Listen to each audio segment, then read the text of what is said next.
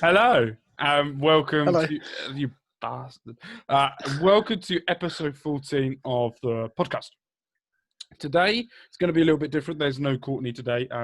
He wants to go spend time with his missus, which is absolutely fair enough. You've got a family and doing things, so I'm going to put my hat in podcast mode. Right, that's better. That's more comfortable now. Right, so today's going to be a little bit different podcast. We're going to talk about a few bits and pieces. We're going to talk because that's the whole point of the podcast.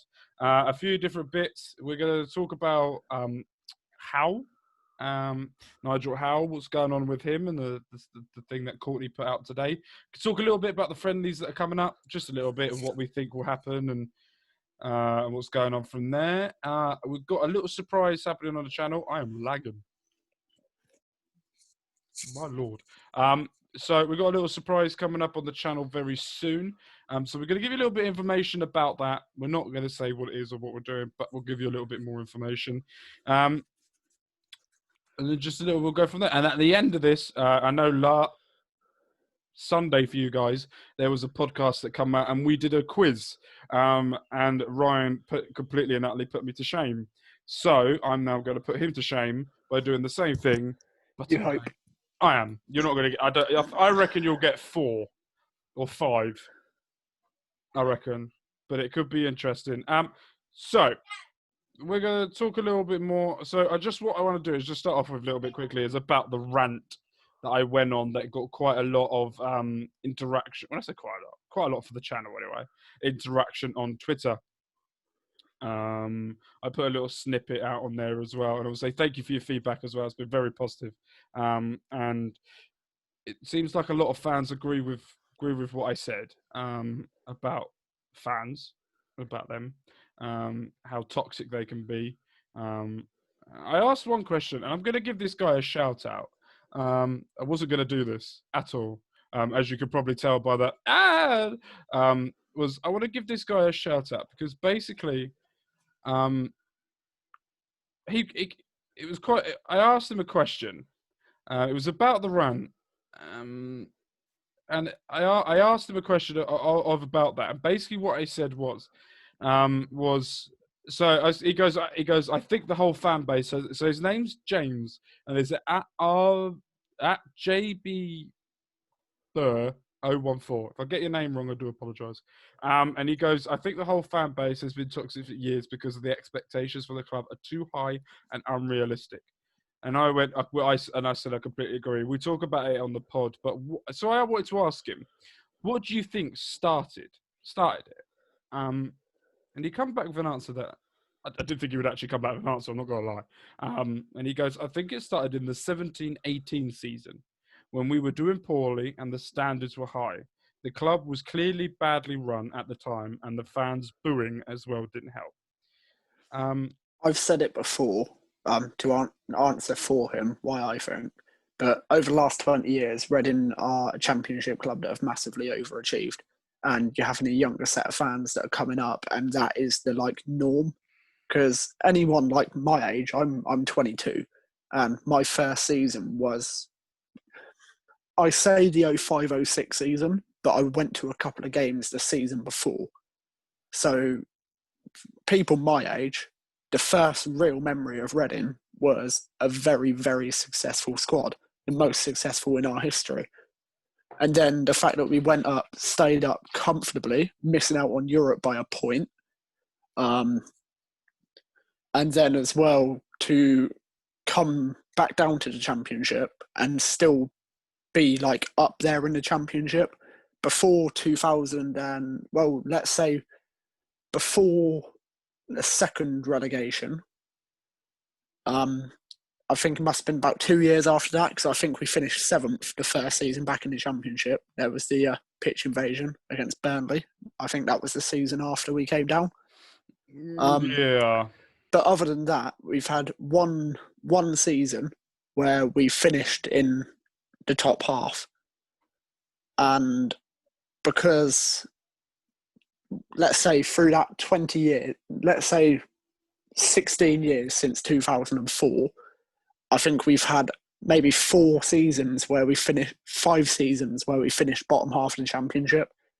And because that's been the last 4 years, our younger fans are expecting them higher finishes and bigger things, but you're just not getting them. No, I completely agree, and I've said this.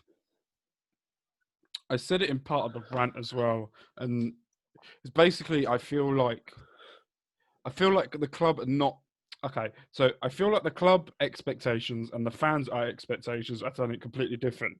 I feel like the reality of Reading at the moment is I saw someone tweet the other day, and they go, "We need to get 6 players." I can't remember who it is.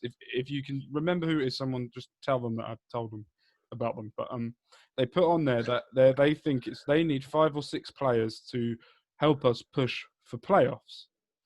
And I sat back and I think I tweeted at this person as well. I do a lot of tweets sometimes. I don't remember what I do. I think I tweeted at the person at the time and said, "Do you know how unrealistic that is?" For me, I see Reading as this season will be what? Mid-table, I think, maybe just below mid-table. I feel like this season's a season where I think the owners, and we'll go into the owners in a sec, and are going, right.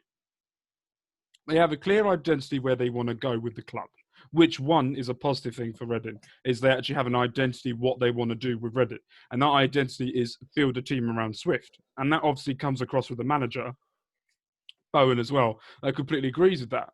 I think the second identity, which is good, is we've got a high standard training ground. Stadium is now ours. We actually own the stadium now. Well, the owners own the stadium, which is good, and they can do what they want with it. I wouldn't be surprised if the name changes for sponsorship money. I wouldn't be surprised. Would I be happy? Yeah. I think it's stupid naming your stadium after your... I don't get how he got away with naming the stadium after himself. That's just weird to me. It just baffles me. But anyway, but I feel like the name change of the stadium will happen at some point. And I feel like this season will be right. Mid-table, get players out, get the youth in, get them learning, get them up to scratch of where the championship plays, where they understand what the championship is all about, and then release them. Not release them as in goodbye, as in release the Kraken, and let them loose the season after and get us pushing up there. Because we are a club that, okay, we're not a Premier League club. We have a fan base of a League One. Let's be honest. We have a fan base of a League One club because we're not filling out stadiums. We're not even half filling them, which is quite annoying. Because what I feel like is all the hard work that Koppel, McDermott, I may not liked him, but he put in hard work. Nick Hammond definitely didn't like him, but the hard work that he did, and the majority of people behind the scenes, what they did and how they did stuff, it's just been put to absolute crap at the moment because of the ungrateful people we've got being at the club. But yeah, so this is moving on to the next thing that come out today by Courtney. Is basically he said, I'm going to read you the tweet that he put because I don't want to get it wrong or don't want to misinterpret exactly what he says. So I want you guys to, if you haven't seen it already, please go and follow him. He's on the podcast majority of Mondays anyway, so you'll definitely see him on here before. Did I post it on Twitter? I thought I posted. No, I posted it on Facebook, didn't I? One day I'll actually remember what I do. I actually do stuff and remember what I did with it. So basically, it was a tweet. Oh, for God's sake! One day my brain will actually work. Here we go. So it's been told Nigel Howe's position at Reading FC has come under scrutiny in the recent weeks. The owners are less impressed with the financial situation at the club. Not really a surprise. I want to get your take on that. I know we spoke a little bit about on the phone earlier while you're about to take it. No, you can have a drink. Have a drink. I'll let you finish your drink. So what's your take? No, joking. I'm joking. So the owners, I understand. I put my point across to you earlier, and I know that We had a chat about this on the phone earlier today. But I want you to tell I want you to say your part. What do you think about that? So when I spoke to you earlier, the way I put it was, I think there's two different mentalities between Nigel Howe and the owners. I think the way I worded it, I think the owners are looking at things as a very half glass full take of it, where they're looking forward, looking at positives. Whereas Nigel Howe, how he's always been at the club, I think he's more of a half glass empty kind of person, where I think he's more worried about the tight ifs and buts, well, for example, we'll talk about it later, but the new sponsorship money, how much of a difference that's going to take. Whereas you've seen with the owners, they're like, oh, yeah, here's 22 million in club. So I think the vision and the way they're looking at the club is two completely different ways. So I think there's a bit of a clash in that. Like you said to me on the phone earlier, you think the owners have said, we're not selling Swift, don't even think about it. And then, like you said, Nigel Howe's obviously had an offer and thought, you know what, I'm thinking about it. And they're like, well, don't, because we're not selling him under any circumstances. And I think there could just be a bit of a clash there. So I do understand, you got to feel a bit sorry for Nigel Howe, because he's come in and you can't deny he's done a fantastic job. Like someone pointed out on Twitter earlier, he's managed to get rid of about 20 players this summer so far. But I can see why the owners are the way they are, because... Hold on. Let me just go back on that point for 1 second. So you said he's managed to get rid of 20 players. 12 of them were I could have got rid of them because they were out of contract. Yeah. And then on the flip side of that, Barrow's the only one that's made money. If I'm right, I could be wrong. Someone let me know. It's not only about making money. No, but you're talking about players. Down. Okay, so we're talking about getting rid of players that maybe are in longer contracts. He hasn't done any of that. Like Luco. No. How's There's that? Still time. You can still loan him. Loan him. He's been here. He's been here since January, and I think he's done okay. And I said to this on the. I think I said this to you. I don't know who I said this to. I think I said this to you. I don't know. You might have. But I said earlier that I feel like that, and I agree with what you said. I completely agree with what you said about the owners being half full and then being half empty. And I think the owners have got real bad trust issues at the moment. You understand why? Exactly. Look at it all started off. Who was the first person? One of the first people that they worked with, Ron Gawley, and we're in this mess because of him. Yeah, and we're now 4 years later. We're still trying to clean up his mess, which I find, which I get, and I think one of the good. Go on. I was going to say I do completely understand both sides. Gawley, Howe has come in and done a very good job since he's been in this job. I don't think you can fault him. He's saved the club. But on the other hand, the owners want to go forward. And if you're working with someone who's always looking at negatives, it does rub off on you. And you end up thinking, well, we need someone to look at the positives. Yeah, and let's talk about a positive that Nigel Howe's sort of done just today. We found out a couple of days ago because there was a photo, was the new sponsors that have come in. It wasn't a photo, it was a background of a video they put on Twitter, wasn't it? Yeah, they sort of messed up there, didn't they? Bloody idiots. I don't know. Do you think it... Oh, they can't have been that intelligent. It's read in social media. It's not that intelligent. But, I mean, I do have a feeling that they might have put it in there for a bit more sponsorship. Because think, if you notice it, people are then going to try and find out what it is. Yeah, I agree with you. It's smart. I agree it's smart, but this is Reading's social media page. They're awful. I hate when you do that. Sorry. They don't take the pictures. They get sent the footage and the video. The club clears it. So Yeah, so the good thing is we've got a new sponsorship. Someone reported today, I think it was the Biscuit Men or someone I saw, that Everton, if you look at what Everton did, where they got Angry Birds on, and it was like £1 million a year from Angry Birds. It could be roughly work out for us around about 250,000 a year. On the back of the shirt, it's talking about shorts and stuff. It's going on about a few bits and pieces as well. So it looks like it could be a good investment. I think it could be quite interesting to see how it goes. I wouldn't say it'd be nice. It would be nice to know, but we would never know finances, because that's just not how, as a club or anyone, will know what it is. So we're going to talk a little bit about, repeat what we found, and a little bit about them. Is a bit interesting, a bit of a weird photo. It looks like they just did it for no reason. It looks like it'll be the back of the at the below of the home kit, and the away kit. It's going to be at the back between the men's and the women's and the kids. It's going to be there. They're a technology-based company. They're bringing digital finances and payments easy and effectively, and they have an app. Not going to lie, I haven't looked too much into them, but they have announced today that they are working with Reading to talk about digital finances. So that's a good bit. We're going to get extra finance from that, so that could help us a little bit more in the future as well. And I want to talk a little bit about as well about what Bowen has just. We just got a tweet. I'm not going to say who it's from because they don't like to give credit to other people, so I'm not going to give credit to them. And basically, what he said was he was talking about Josh Laurent.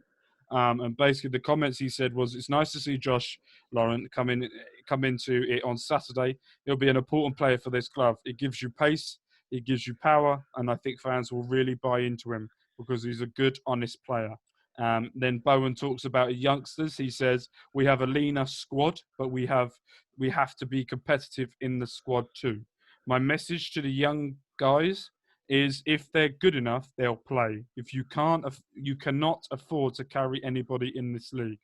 And then Bowen then goes on and talks about McIntyre. And he said, "I spoke with Tom and I told him I don't want anyone to be calling him young Tom McIntyre this season. He's got to stick his chest out. And I think of himself as a senior member of the team. He's got to get in there and stay in there." Quite like those comments. So do I. I'm going to say, first thing about Josh Laurent is you could see with his first interview, I think the fans will like him because he speaks well and he says the right things. He looks like he wants to be here, and he looks like a very determined player. Mm-hmm. And as like so many fans say it, as long as you give 100%, that's all you can ask for. Although I would disagree in the sense of Chris Gunter, because he did give 100% and was massively scapegoated by some people that are there on this Zoom call. Or there. We don't know where you are. I'm over there for you. Okay. Over there. But I think as long as you give 100%, that's all you ask for. And he looks like a player that gives 100% and will put his heart on the sleeve. I completely agree. I think the fans will like him for that. Yeah, I watched part of a game. Weren't a penalty that he gave away. Nowhere near a penalty. It was utter rubbish. Very commanding when he wants the ball. He wants it. He wants to give it a go. He wants to get rid of it. Positive play from him, as well as Tom McIntyre as well. Absolute. I love what he said about young players there, because I've always said, like, we've got a good academy, so it's about time we use it. Exactly, and that's what we've been saying on the podcast, and that's what we've been saying the past few weeks. If they're ready to go, play them. I don't care how old they are. It's what the saying is. If you're good enough, you're old enough. Exactly. Look at Imaru Samuels. He wouldn't be training with the first team at the age of 17, is he? Mm-hmm. You wouldn't be training with the first team if you wasn't capable. Yeah, completely agree. Like what he said with Tom McIntyre, I think it's the case with everyone. If you you're going to get a chance, so take it. That's what Elise has done. Since he's come into the squad, he's been fantastic, and now he's cementing that place in the first team. Yeah, I completely agree, and I think that's a really good statement from you for once. Normally we don't get that good from you, but no, I'm joking. Slightly. No, I am joking. No, it's good. I completely agree with you. I think you're completely and utterly right. And then it come out today that Reading are playing. Well, it hasn't come out today, but Reading and Spurs will be friendly on Friday, which Tottenham are now charging us £10 to watch that shit at that shitty stadium with them shitty twats. Sorry. I thought it was a stadium you really like. I do, and I want to go to it, but I'm not charging £10 online to go and watch a game. Reading did it on Facebook and YouTube for free. Stop being such uptight twats. You earn a lot of money as it is. Well, they got to pay for the stadium somehow. Yeah, £10 of my money ain't going to do it. So fuck yourself. I hate Spurs anyway. Fucking North London's red dickheads. So we've got Spurs. I think he'll do the same sort of thing. We're not going to talk about formation and team because you just never know in pre-season. I was going to do that, and I did write that down to go and do it, but I'm not. I've decided it's a friendly. It just go about it. Coming up, there's going to be a couple of tough tests against West Ham. Might be a little one tough test. Well, I wouldn't say it was tough. It'd be all right against Mourinho. He's a bit of a shit manager, isn't he? You can only win one trophy with United. Can't win it at Spurs. Absolutely useless. And then we got that dirty West Ham. Can't stand them. Don't give a crap about them. I hope we smash them. And then we've got them. Mikel Antonio coming back to Medeski. That's the only good thing about that.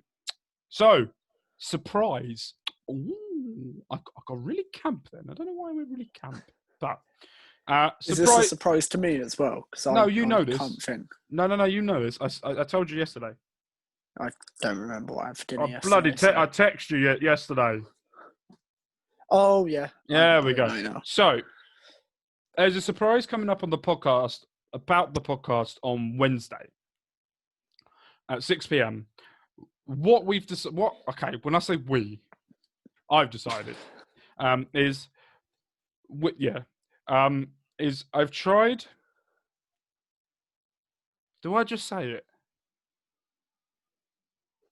No, I'm not going to say it. Oh my.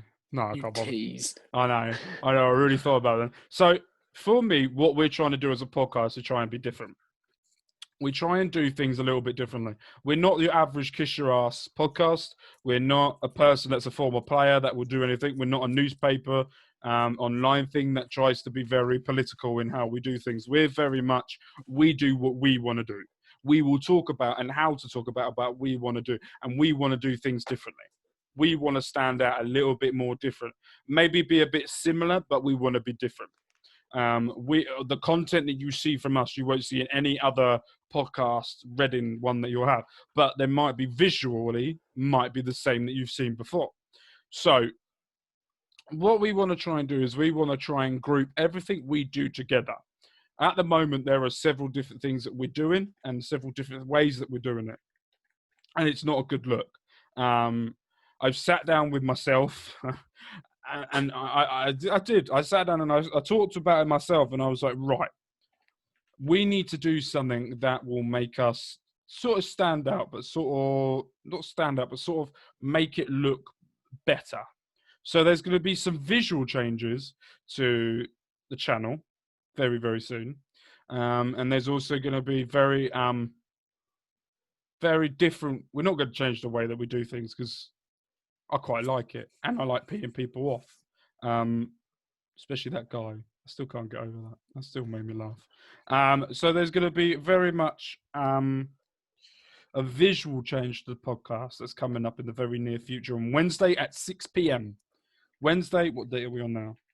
It's now Monday, but this will be going live on Tuesday. So Wednesday, the 26th of August at 6 p.m. Tomorrow, when you're watching that. Yeah, I'm saying Wednesday, the 26th, so I can just call out all the areas. At 6 p.m., we are going to be doing an announcement about the podcast. Not about it. A visual change to the podcast. Not as what you're viewing it, because I don't know how to edit videos that well, or at all. So you just get what we record. That's about it. It's unfiltered. Literally. We don't filter anything. I don't think we actually have. No, we've paused it if we needed a drink or a wee. That's about it. Or if someone interrupts twice. Ryan, that's about it. So that's it. So Fans Friday is coming up as well. We have 3 guests booked in. I'm so excited for all three of them. I'm so excited. This Friday could be the biggest fans Friday we have. Could it? I think it could. What do you think? I think it could, yeah. I think it's only going to get better and better. Oh, I like that. I might snip that and put it on Twitter. I'll probably forget knowing me. You're not wrong. No, I forget quite a lot. I forgot I had him on the Zoom call when I went to talk to my mum a minute ago before I recorded this. He left me here for 47 minutes. Wasn't that long? No, I know. It was about 10, I think. Could have been, don't know. But then I come back and he was singing to himself, so it was pretty weird. But yeah, no. So we're gonna have a little general chat just now, just for a little bit. So how's your week been? How have you been? Because so this is what I'm thinking. Every Monday, due to mental health and mental health awareness, during the podcast at some point on every Monday, we're going to sit down and we're going to ask each other how we've been doing, how we're feeling, how we're going on. Because if we're open and honest, you guys will be open and honest too. So every Monday, can you please write that down? That I ask each other every Monday how we're doing, because I forget. Because I'll forget knowing me. So, how are you feeling? How's everything? How you been? You been all right? Yeah, it's fine. Not really done much over the weekend. So obviously we spoke on Saturday, but after we spoke, watched the boxing. Did you watch the boxing? The Dylan White one? Yes. No, I never watched it, but I saw the knockout. Yeah. Well, to be fair, I thought boefore White was winning definitely until the knockout. But that's just boxing. Did he knock down Povetkin? Did he fall? Because I thought I saw somewhere that he got him good couple shots or something. He did get a good few shots. At that point, it was the 5th round. I think, in my opinion, White had won all 4 up to that. I saw that he was winning. Then it's just a momentary thing where Povetkin's caught him with an absolutely brilliant shot and knocked him out cold. Sweet. But before that, there was the Katie Taylor fight. Katie Taylor versus. It was a bit vicious, I heard. Yeah, the person she was fighting, or should I say the person she was fighting, is her name. She is a police inspector in Belgium. Second time that they fought. Wasn't the first time in Madison Square Garden? Yeah, yeah. And both times it went to points and Taylor won. I got to be honest, in my opinion, it was very, very, very close. Somehow one of the judges scored it 98-93 in Taylor's favour, which, God knows, like, I could see it being 96-94, closer than what it was. A couple of points, like a point in Taylor's favour, but not 5 rounds. Personally, I thought it was a draw. I would have scored it as a draw. It was a very good fight though, because like Taylor was backing off and like you could see she was a better fighter, tactical fighter, but Pursoon just didn't give her a chance. As soon as like there was a space between them, she'd fill it and just go for her. One thing I said during the fight is I would love to see the percentage of her shots that actually hit, because I'd say it was less than 20% of her punches actually landed. But yeah, I thought there was 2 very good fights there. And then Saturday, obviously, Sunday was obviously Champions League final. Wasn't a great game, let's be honest. I thought it was all right. I thought it was an all right game. I thought it was the game of what you expect it to be. I'm not going to lie. I'm trying to look while I talk to you as well about the percentage. I can't seem to find it anywhere. It's just talking to me about whatever. I can't seem to find it. But one thing I'm going to say as well about this whole boxing this weekend, but Eddie Hearn has done a brilliant job with I love Eddie Hearn. The whole fight camp. They said after that someone suggested to him that regardless of like COVID situation, he should do something like that once a year Mm. because it's a fantastic event. Yeah, and I love Eddie Hearn anyway. I think he's absolutely brilliant. He's funny as hell. He's brilliant. He's a brilliant promoter as well. I saw a thing the other day, talking Karen with boxing. We'll go to the Champions League in a sec. But I saw Anthony Joshua was there, or he was talking Yeah, about it. he was one of the pundits for it. And I also heard that Tyson Fury congratulated Povetkin and not said anything about White, which didn't go very well down in the White. Yeah, the whole situation around that. So White had been called as the mandatory challenger for the belt that Fury currently holds. Mm-hmm. And if he'd have won, then they'd have had to fight. Fury should be fighting Wilder for the third time in, I believe it's either November or February. Mm-hmm. And then after that, Fury would have been made to fight White, and there was a bit of back and forth between them on Twitter. But now, because Povetkin won, that's been called off, which now opens the field to the possibility of Fury versus Joshua, or even Fury versus Wilder. We all know he's going to win that. But there's a few good fights that it's now allowed to happen. But there is going to have to be a rematch between White and Povetkin because it's part of the clause. It's part of the clause. And then you've got Povetkin that could be fighting someone else, and you've got White that could be fighting Ruiz because he come out and called him a bitch, and he was laughing all over him on Twitter. So I think Dylan White hasn't helped himself, and there's a lot of boxers out there that want to knock his nut off. And Joshua's ready for his fight against Fury. Joshua will win. That's what everyone wants to see. We all and want to see that. We're in disagreement because for me, we were talking about this a couple of my mates, but for me, there's not a better heavyweight boxer in the world than Fury. He beats everyone. Joshua. He beats everyone. Well, not really. Can't beat Wilder. Joshua got beat by a fat Mexican. Yeah, and then he smashed him the second time because there's a lot of issues that go on. And then he's talking about losing a fat Mexican. Tyson Fury lost to the old drugs for a long time and went off and got fat. So I don't like Tyson Fury at all. I don't like him. I think he's funny in a ish. He turned in WWE, and I was rooted for him because he was English and he went in WWE, and that's a rule. When you're English, you turn up in WWE, you have to support an Englishman. Or a British. That's why I spotted Drew McIntyre last night. But no, talking of WWE, didn't Wayne Rooney make a? Yeah, he punched Wade Barrett. Yeah, he punched Wade Barrett in the face. That was quite funny.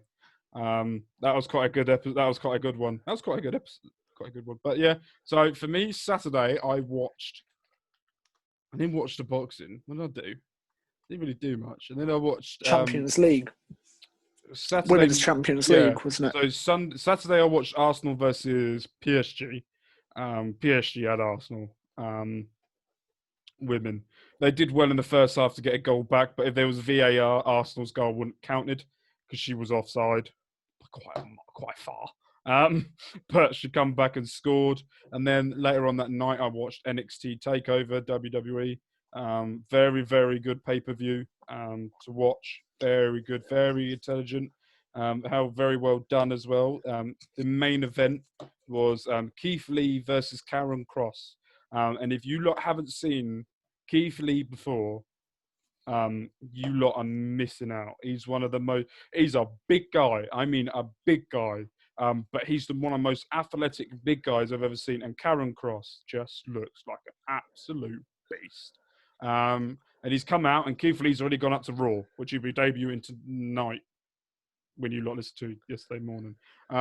So he's debuting tonight. And then Sunday, watch Champions League. SummerSlam? So that was after Champions League. Yeah. I'm definitely going to have to talk about SummerSlam. I don't know whether you've seen any of it, but I really want to. I just saw it advertised last night. I know you listeners might not want to listen to it, but I need to say a bit about SummerSlam. And then we watched Champions League and thought it was the right result. I wanted Bayern to win. Yeah, so did I. I wanted to see Neymar cry, and I got it. So I was quite happy with that. Talking about Bayern now, can we Go just take a moment to appreciate how good of a season Robert Lewandowski has had? Can we also appreciate how good of a season Alphonso Davies has had? Yeah, their whole team. I think I said to my brother last night, I think we could be seeing the beginning I of said the that. Bayern resurgence. Yeah, I said that yesterday as well. When did they last lose a game? I think last night was their 21st consecutive victory, they said. Yeah. They So haven't lost a they've won game 20 since out November. of 28 of 29, and I think the last game that they lost was a 5-1 defeat to Frankfurt. And Yeah. they had a manager before then. I can't remember his name. Kovic, I think his name was. He was manager before, and he was dropping everyone left, right, and centre. Is it Get rid of them. Kostic, wasn't it? Something like that. He did shit anyway. And he didn't get that. And the new manager's come in, and basically what I can see he's done is he's gone, where do you want to play? You want to play strike? All right, off you go. Where do you want to play? You want to play to Muller? Oh, Muller, you're going to go back in the team. Where do you want to play? You want to play behind the striker? Off you go then. Did you see the picture today of Robert Lewandowski? What, in bed with the Champions League? Yeah. That's probably the best lay you'll ever have. I haven't seen his wife, so I don't know. But I think the right result. I think it's quite funny as well. A kid from Vancouver, Alberta, Canada, who was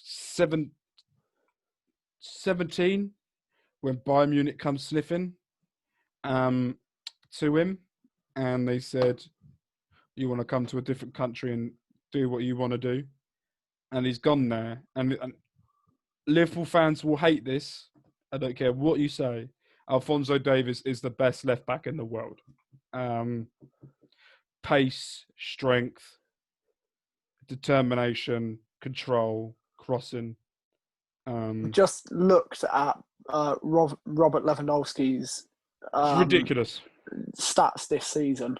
He scored 34 goals in 31 Bundesliga games. He scored 15 goals in 10 Champions League games. Let's not talk about international, but he scored 6 goals in 5 Poland games, I believe that is. In total, scoring 55 goals in 47 games this season. If he doesn't win... At any level, that is absolutely mental. If he doesn't win Ballon d'Or... They've cancelled it, haven't they? Yeah, but I mean the next Ballon d'Or. Whenever, I don't care when they've cancelled it, the next Ballon d'Or, he has to win it. And it has to be between...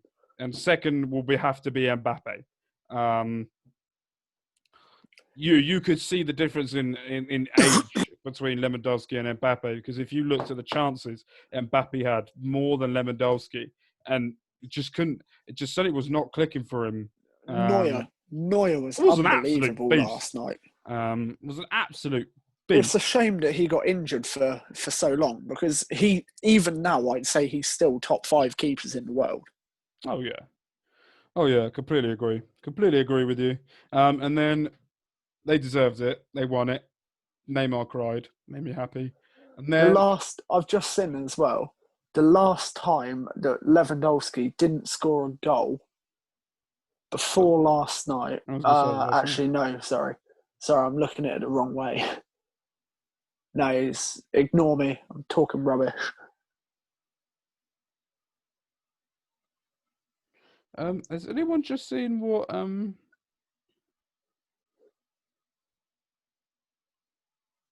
McDonald's France have just tweeted? No. I don't know whether I can show this. Go on Twitter and just go on what Dan Bradley tweeted 9 minutes ago.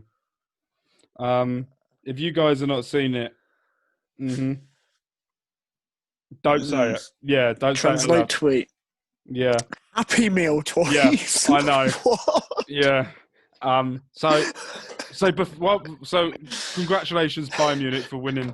Congratulations Bayern Munich for winning the Champions League. That was a really good done. But I want to have a little chat about SummerSlam.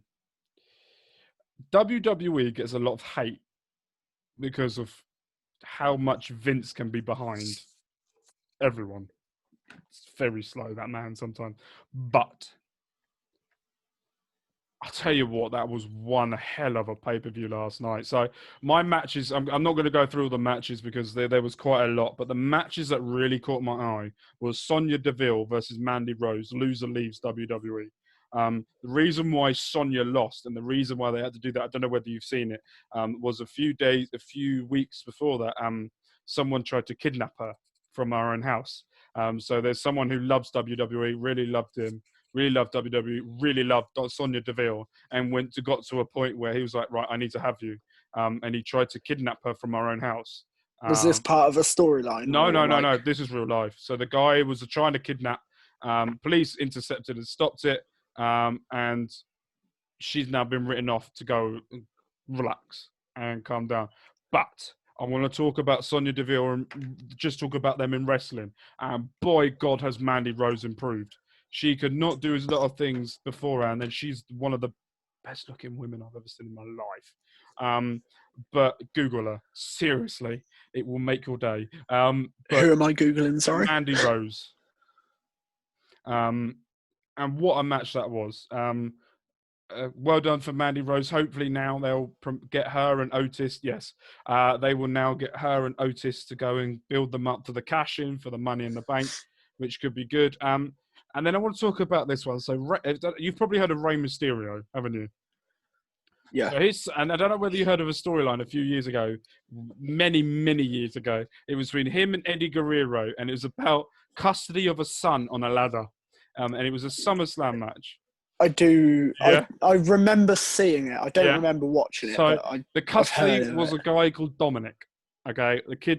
It was Rey Mysterio's child at the time, but Eddie Guerrero was so good as a character, he made you believe it, and Rey Mysterio was. And last night, that kid that was fighting on the pole, fighting on the ladder, he had his debut match last night in WWE, and I wasn't expecting a lot because he's new, but he's Rey Mysterio's son, so I was expecting a bit out of him. Because he's in a Lucha Libre family, and I was expecting a bit out of him. But by God, was he good. He made Seth Rollins... Seth Rollins is one of the best wrestlers in the world. Yeah. Hands down. But Seth Rollins did very well for him, and boy, did he do very well for himself. He had the longest match of the night, going around 25, 26 minutes, and it was utterly, utterly brilliant. And I hope he stays around for a very long time in WWE and gets a lot more opportunities. And I hope to see him and Rey Mysterio maybe win the tag titles. Father-son duo win the tags, and he turns... Has that been done before? No, not to my knowledge. Talking of wrestling, I just want to ask one thing. Who's your favourite ever wrestler? The Rock. I have one, and I think you might be surprised. Go on. Sin Cara. I used to fucking love him. He's friggin' awful. Yeah, but he's a character. He was awful. But no, yeah. And then there's two matches. I've gone on a bit now, but there's two matches I want to talk about at the end. And both of them for the world titles. It was Drew McIntyre versus Randy Orton. And I can't put into words how good of a storytelling match that was. Just the wrestling was good, and everything about it was good, but just sitting there and looking at the story them two were telling when they were so good. And then lastly, it was The Fiend, Bray Wyatt versus Braun Strowman, which was a very, very good match. It got very physical, which was meant to be. The Fiend won, and then everyone's favourite-ish. But I like him, and I missed him a long time. Roman Reigns is back, spearing them both, and he did look like... Okay, so a heel, I don't know whether you know what that means. No. In the wrestling industry, a heel means a bad guy. So it seems like he's coming back as a bad guy, but he's never done that before, ever. So we have to wait and see. And I think it's going to be great storytelling going forward. And I think Roman Reigns, if he is head of whatever it is and what he's doing, it's lovely to have him back. So, yeah. I've got to say, I've not watched wrestling in probably about 5 years. Mm-hmm. So you're saying a load of names to me. I'll tell you, so you have a rough time stamp of how long it's been. Last time I watched it, you had the big storyline in it was the Shield had sort of broken up / got back together. Jesus. Yeah. And they had a bit of beef with the Wyatt brothers. My God, that's a long time ago. Yeah. That is a very long time ago. I completely forgot. Yeah, that was a good time. The Wyatts are completely changed now. One of them's not even WWE. Two of them. Who was the one that just like always come out dressed as a fucking giraffe? Oh, there was Sheeps. They were sheep. Yeah. Yeah, that was both of them. Braun Strowman. There was 4 of them altogether. Braun Strowman was one of them, and the Fiend was another one. Well, Bray Wyatt was the other one, but the other 2 have been released. So yeah. So just to let you guys know that when season starts, there will be new graphics for the podcast. We're making them ourselves. I say that. I've made them myself and I've redone it. He's making them himself. Yeah. I've redone it about 16 times because I'm not happy with certain ones. I'm not allowed to have a go. No. So... God, I was only joking. So was I. So, right. Now we're going to go into the quiz. Okay. So, I've got 15 questions. One of them is a 2-pointer. Like it was before. I have done some digging. Okay. I can cheat on one question like you did. Yeah, okay. That's fine. I'm just showing. I'm putting my phone down and there is nothing on my computer screen. I've got my phone here. In fact, my TV is off. Fair enough. I don't care if you cheated or not, to be honest. I'm just really impressed with the questions that I've got. Right. So, here we go. Reading FC quiz for Ryan. Question number 1. Do you like my Who Wants Being Me a Millionaire music? Anyway. No, I don't. Fuck you. Right. So, first question. Who has made the most appearances in Reading's history? I know this. I can't think of his name. It's helpful because it is a name. What? Hmm? Oh, shit. What's his name? I can tell you he's made 603. Oh, I don't know that. I know. I haven't looked at it, but I know the name because I got the name of the person here. Fuck, what's his name? I got it here. There we go. That's better. I'm quite happy I stumbled. I'm gonna kick myself. You are, because I've got I'm just gonna say Maurice Evans, but it's not. No. Tell me, because I'm Martin Hicks. Fucking, I knew it. Right. Question number 2. But Google it after because he's made 603. Oh, God's sake. Hold on. I'm going to Google it now just to keep you happy. James Maddison's just signed a new 4-year contract with Leicester. Oh, that's good for him. I hope he stays there for a while. Especially under Rodgers anyway. I like Brendan Rodgers. Charge! For God's sake, that's current players. I don't want current players. Why don't I just go on Reading? There we go. Why not just go on that? Jay Madison says, okay, I just got that through. Leading goal scorer, mate. So, top 10 appearance makers. Number 1 is Martin Hicks with 603. Number 2 is Steve Deft with 537. And number 3 is Dick Spears with 505. I would have given him a 10-year contract just by his first name. So, question 2. Question 2. What was Steve Deft's record for longest without conceding, which is still an English league record? This is a 2-pointer. It's not still an English league record. Edwin van der Sar broke it, and it was 1,103 minutes. Okay, so that's 1 point for getting it right. Second point, this is the 2-pointer question. What year did he do it in? Oh, fuck off. 1987. Oh, if you flip the numbers around, you would have got it. 1978, 1979. So you got 1 point. I hope you're counting the points because I'm not. So you got 1 point. Well done for getting that, by the way. Well done. Wikipedia needs to update.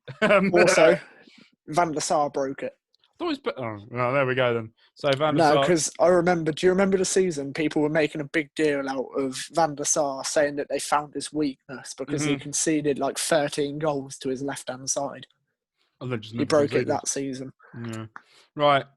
So, talking of player of the season, we're not, but we're going with it. Who won the 2008-2009 player of the season? Over in Marson. Nope. It's the year before, wasn't it? You got so cocky then. I love how cocky you got then. I'll take that answer. Yeah, that's fine. All right, go on. I'll give you another go because I'm nice. No, I don't know. Oh, Chris Armstrong. Wouldn't have got that. No, I wouldn't have got that either. But he was a left back. He was from Sheffield United. Yeah, he got remember. A disease, didn't he?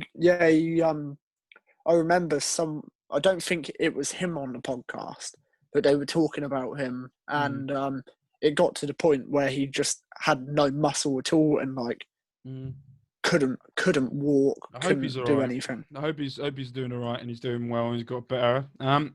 Talking of players of the season, how many times did Graham Murty win it?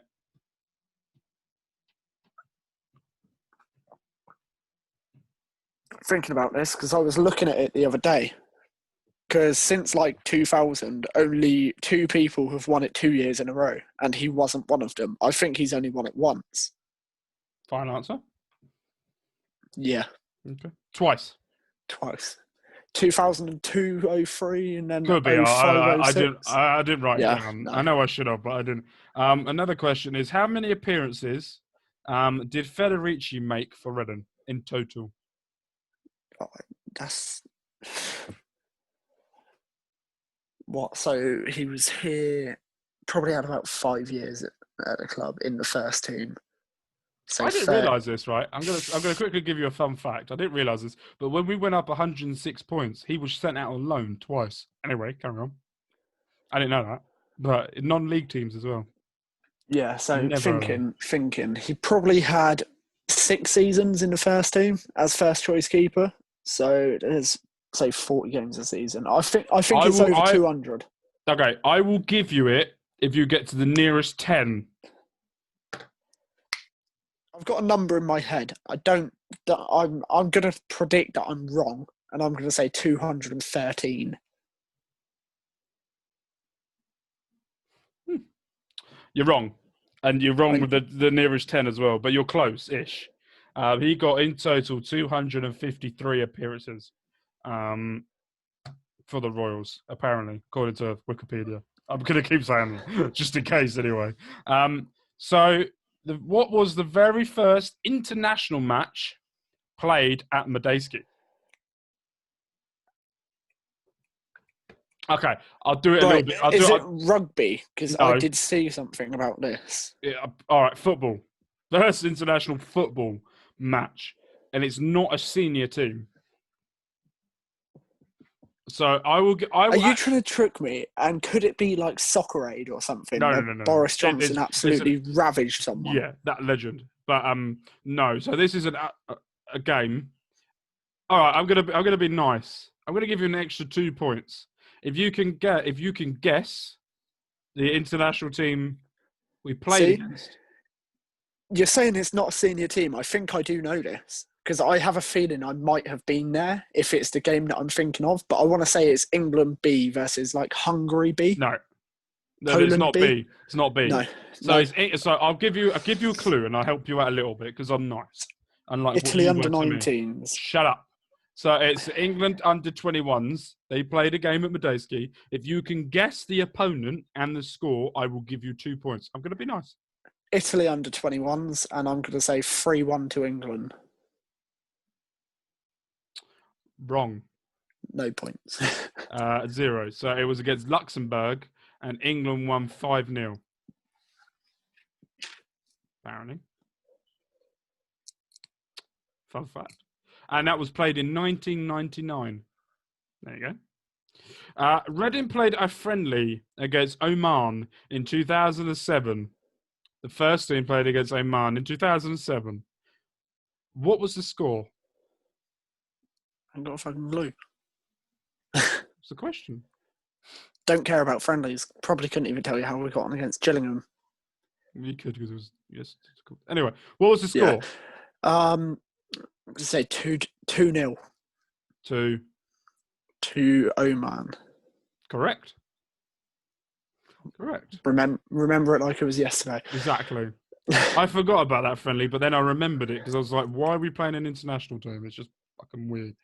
We played them like 3 years ago, didn't we? When Al Habsi was here. No, that was when we played them 2007. It was the only time. No, 2017 then, because we definitely played them when Al Habsi was here. Could be 2017, but it could be 2000. I don't know. I think it was 2017, but for some reason Google decided not to give it right to me. I'm blaming Google. It's probably me anyway. Last season, how many set pieces did we score from last season? As in 2019-20. The season just gone. No, I'm just trying to think how many goals we scored. This was a really weird stat for me. So set piece is a bit of an iffy place, but I'm thinking now. I think we probably had about 7 penalties. Nah, don't class penalties. Don't class penalties. It's a set piece. No, penalties is different. Penalties is a set piece. It's not. It's a penalty. Penalty. Set piece is set piece. Right, so from free kick or corner, I don't think it's many. But I think we did score a few directly from free kicks. Afternoon, Mr. Magpie. Yeah, I reckon we scored a few direct free kicks. How many set pieces in general? And never specifically. Yeah, no. I'm thinking. I don't think we scored many goals from corners. But I'm thinking I reckon we probably scored about 5 goals from free kicks. Probably about the same from corners. So I'm going to guess about 12. 5 and 5 is 10, mate. Yeah, I know, but I'm going with just 1 or 2. According to a website, I'm not saying this is correct. According to a website, apparently Reading scored 7 from set pieces, and penalties were different. Just want to say that they were in a separate category. According, for me, a penalty is a set piece. According to me, a penalty is a penalty. Okay, so how many years was Steve Coppell in charge of Reading? 6. 2003 to 2009. Fuck you. It's all right. How many points you got so far? Oh, crap. I think that's 3. That's 3. Yeah, okay, that's fine. Okay, so at Elm Park, what was the record attendance we had at Elm Park? I will give you 3 points. To the nearest 10. No. I will give you 3 points. If you can name the attendance, name the team we played against, and the year it was. It was against Brentford. I think it was really early on. I think it's like 1920s, like that era. What year? But that was wartime, what year? Wasn't it? I need a specific year. Right, I'm going to say 1928. So close. 27. Oh, it was 26, 20. I'm going to give you that because you were so close. I will give you that. I'm going to guess, I think it was about 42,191. Okay. You got 2 points out of that. I will give you 2 points because I'm nice. Remember that. It was 33,042. It was Brentford. It was against Brentford 1-0 in the 5th round of the FA Cup in 1926, 1927. So that's quite cool. That's quite cool. I'm very pleased that you got that. Those two. Well, I have a bonus one for saying the Medeski's record attendance. No, because you can't. Not yet. Oh, not yet. No. Is that in there? Yeah. It is. I couldn't think of any more questions. In the 106 season, who made the most appearances during that season? Oh, shit. No, he wasn't in the No, it's one of 2. It was either Ingmarsson or Sonko. Because Hanneman played 45, only missed 1 game. One of either Ingmarsson or Sonko played 45 and missed 1 game. This is including cups. That whole season, including cups. Who played how many games? Sorry, every game. I don't know if they played every game. It's definitely. I would probably say every game. I would say that by the amount of appearances. It was either Ingemarson or Sonko. Are you going with the Icelander or are you going with Superman? I'm going to go with Sonko. Okay, I'll take that answer. Wrong. It was Ivor Ingemarson, and he had 53 appearances during that whole season. Yeah. Right. I'm going to quickly show you this because I've got it here on my wall. And I've got what? there. It's got, so Hanneman played 45 league games and Ibrahima Sonko played all 46 league games. And so did Ingemarson. Yeah. So that included cup games as well. That's pretty cool. Sticking with it, don't look at that wall. I'm not. Sticking to that season, who was the top goal scorer in the league?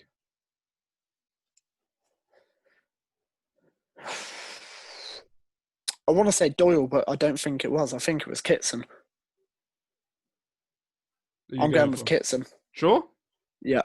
You know that you could change your mind because the last I don't want to change my mind. Yeah, you're right. You're right. He got 18 apparently in the league. He got 22 altogether. Headphones come out. Hold on. Technical malfunction at the junction. Ready. Right. So, how many league goals did Pogreniak score for Reading? How many years was he here? 4. He didn't score many. He didn't score many. I loved Pogreniak. I reckon his top scoring season must have been about 12. So 4 years, say 12, 9. I reckon probably about 37. You're optimistic. He got 24. I didn't think it was going to be many. So second to last question. Do I swap them around? Oh, I'm going to swap them around. What is the highest attending match at Medeski? 24,191, according to Wikipedia, and it was against Tottenham. That's not what I got. In brackets, it says exceeds maximum capacity. Yeah. According to Wikipedia, what I found... There's like 3 games the same, isn't there? One of them was 24,184, and that was against Everton. That's the one that I got. So I'll give you a point. I'll let you have that. Because I'm nice. Unlike what you were for me, but it's fine. So last question. I literally let you Google the answer. I Googled one. I haven't Googled any. I have it on my wall just there. I didn't even look at it. Liar. Viewers, you can see his eyes move. I'm joking. I don't know. I'm not actually. I don't care. This is such an easy question. Why did I do this last? What club did Reading sign James Harper from? It was Arsenal, wasn't it? Yeah. Fuck's sake. So altogether, I'm going to go through it, and you got 1,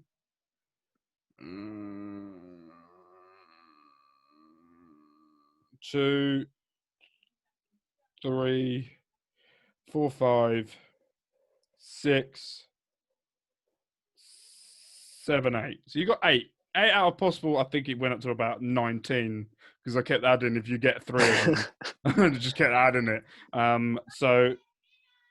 Oh, dinner's ready. So that's the end of the quiz. If you guys want to take part, please put in the comments down below how many you got if you're taking part, if you're going through. If you got a 12 out of 12 or 19 out of 19, I do not believe you. I don't either. Liars. You didn't even give me one for saying how many games he played for Reading. Because I got it exact. Who? The first question. Yeah, but I'm not giving you it because you didn't get the name. If I kept adding like 3 points to each question, that could have been an astronomical amount of points to it. But yeah, so that's the quiz. Ryan did very, very well. I knew he would do quite well anyway because he's a bit of a history buff. I thought I was until I met him. And Jesus Mary. But you did very well, and I'm very pleased for you. I'm very happy for you. So, what I want to do, I burped then, I do apologise, is what we're going to be doing over the upcoming season. So what we're going to be doing is what we sort of did at the end of last season. Is the day before the game, we're going to release a podcast talking about the upcoming fixture. And then the day after the game, we're going to release a podcast talking about the game. And we're going to talk about it, talk about how it went, what we thought. If we watched it, we've watched it. If we haven't, then we've seen the highlights. I'm not expecting us to go to every game. We will get feedback off Twitter and we will get your responses. There will be graphics as well before the game, doing the lineups of our predicted lineups. We will be doing our games will be coming back. Woohoo. Where we will predict who will be starting. And we will predict the score to get the points. We will get you guys involved as well on Twitter, Instagram, and Facebook. So please go and start liking us and following us on Twitter, Instagram, and Facebook, where you guys will be able to see what we do and where we go. You'll be able to follow along to see how we get on. We will do a league table. We will be doing Fantasy Football Gobcast edition. We will be doing a Premier League Fantasy Football Gobcast edition. I've started up a league. I just want to get it all sorted for you guys before you can go. So you guys will be joining the Gobcast Premier League Fantasy Football, where we will talk about that as well. And yeah, we will be having a lot of fun during the season, playing a lot of games, have a bit of a laugh, have a bit of a joke. We will be bringing fans on as well. When the season starts, we're not going to stop Fan Friday. We will be bringing fans on to talk about what they think of the season so far, how they think it's going. Yeah. Just to include them a bit more. So obviously we're going to do our predicted lineups, predictions, like head-to-head league table, that kind of thing. And we'll do me versus Mark versus the fans as a whole. So whoever is the guest that week represents the entire fan base. So no pressure. And then we'll see how many I win by. Yeah. I think it'll be interesting. I also just want to say that whoever's running Reading SC exclusives can go and fuck themselves. Because you're just being a pile of twat. So it's been another troll account that Reading fans want to try and do, and you lot are just proving my point of being absolute dickheads. So yeah.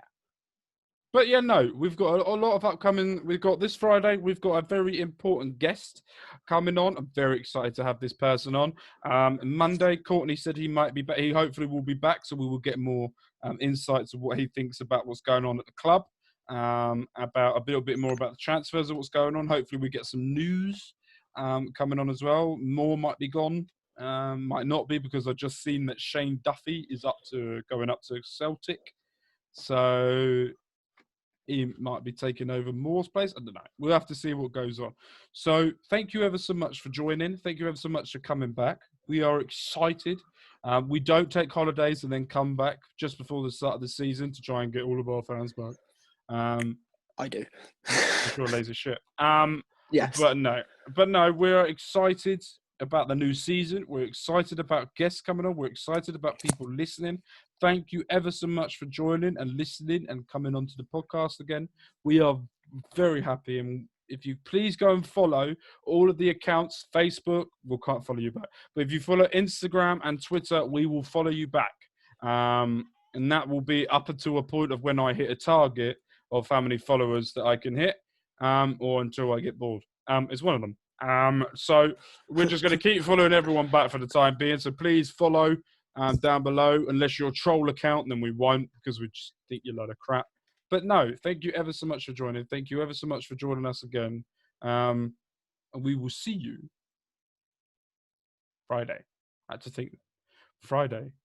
And last video, I never got to say my bye because I forgot I pressed the button at the wrong point. So I'm going to hover and I'm going to do an extra long bye.